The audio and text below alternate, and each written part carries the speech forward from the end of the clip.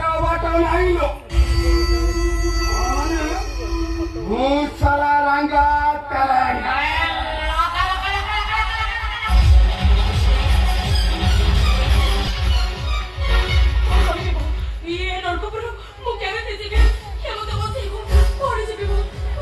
ଯାଇପାରିଥାନ୍ତ